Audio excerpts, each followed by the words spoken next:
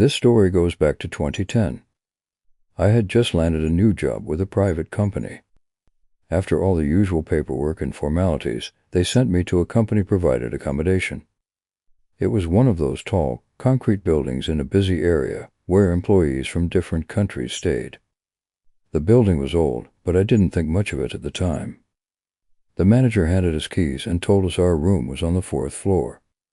It was a shared room meant for 4 people. I wasn't thrilled about having roommates, but it was standard company living, and we didn't have a choice. When I walked in, I met the 3 other men I'd be sharing the space with. We exchanged names, a few small smiles, the awkward conversations of strangers forced together.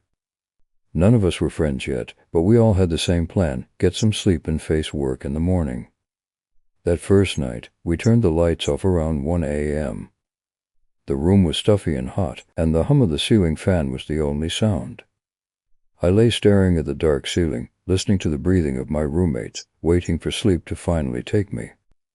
And then, it began. About 15 or 20 minutes later, one of the men suddenly leapt out of his bed. At first, I thought maybe he had a nightmare, but then he started slamming his fists against the door. The sound was violent, echoing in the small room. He muttered in a strange, guttural language none of us understood. We froze. None of us moved, none of us spoke. It was as if we had all been nailed to our beds. Then he turned toward the window. He began clawing at it, trying to force it open. We were on the 4th floor. If he jumped, he'd die instantly. Instinct finally kicked in. I rushed across the room and grabbed him. His body was burning hot, his muscles stiff, and when I looked at his face, my blood ran cold. His eyes were rolled completely back, showing only the whites. His lips twisted into a snarl, and he thrashed like a wild animal. The others scrambled to help, and together we held him down. I muttered prayers under my breath, desperate, and slowly, very slowly, he began to calm. His eyes fluttered, his breathing steadied, and he slumped against us like a rag doll. When he woke fully, he had no memory of what had happened. The only thing he whispered, in a broken voice, was, "He's going to kill me, save me." We tried to shake it off. Maybe it was sleepwalking. Maybe he had a fit. But the room didn't let us rest. Half an hour later, another roommate started choking in his sleep. His screams tore through the silence. When we rushed to him and turned on the light, we saw red finger-shaped marks on his throat, deep and angry, as if invisible hands had been squeezing the life out of him. We were terrified. But what could we do? We stayed awake as best we could, whispering, staring at the shadows on the walls, waiting for dawn. At some point, I lay back, pretending to rest, when I felt it. Something lifted my leg. At first, it rose gently into the air. Then, slam! It was thrown back down against the mattress with unnatural force.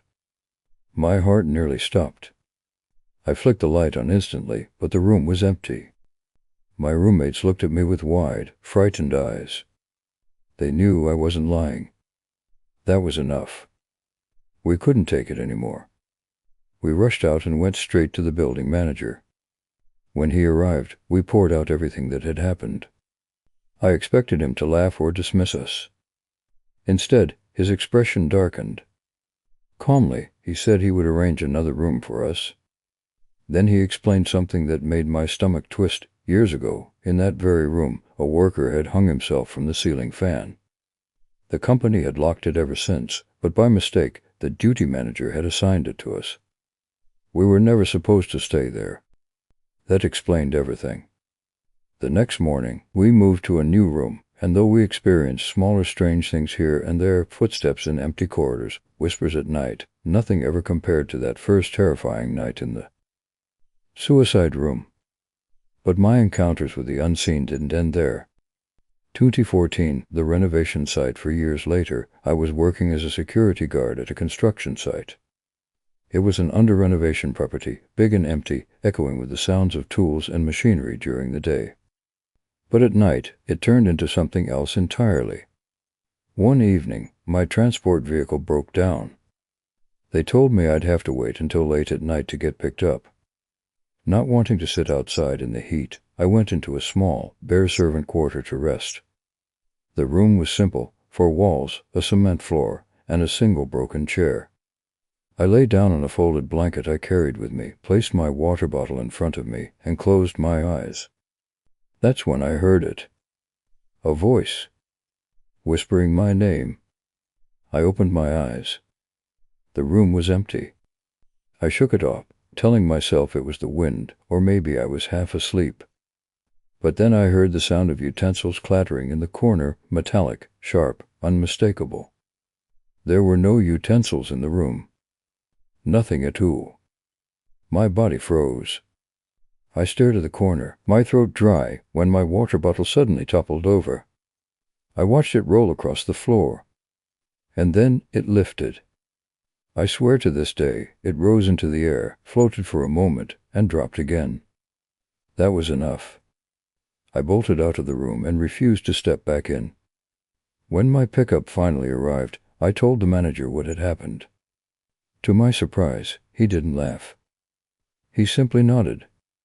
Later, I learned the client eventually shut down that site altogether after several workers reported the same thing: whispers, shadows, and objects moving on their own.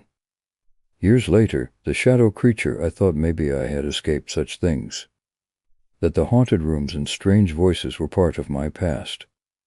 But I was wrong. One night, years later, in my own accommodation, I woke up unable to move. At first, I thought it was sleep paralysis. I had heard of it before, when your mind wakes but your body doesn't. But then I saw it. A shadowy figure stood near my bed. It wasn't tall, maybe 3 feet at most, but its presence was suffocating. Its eyes glowed a deep, burning red. Its body was twisted, hunched, like a child's silhouette gone wrong. And its hand, it had only 3 fingers. Slowly, it raised the deformed hand and pointed directly at me. My chest tightened. I tried to scream, but no sound came. I tried to move, but my body was heavy as stone. The only thing I could do was force the words of a prayer in my head again and again, desperate. The figure tilted its head, watching me, those red eyes gleaming. And then, in a blink, it vanished. The weight lifted off my chest. I gasped, sitting upright, drenched in sweat. My room was empty once more. Final thoughts. Even now, people whisper about certain buildings and camps being haunted. Entire floors stay locked, left to the darkness. Security guards tell stories of seeing shadows where no one should be. And me? I've learned to respect these things. To leave when something feels wrong. To never ignore the signs. I'll never forget the suicide room. The servant quarters. Or that shadowy creature with the red eyes and 3 fingers. Because sometimes the places we live and work in aren't empty at all. And sometimes the dead never really leave.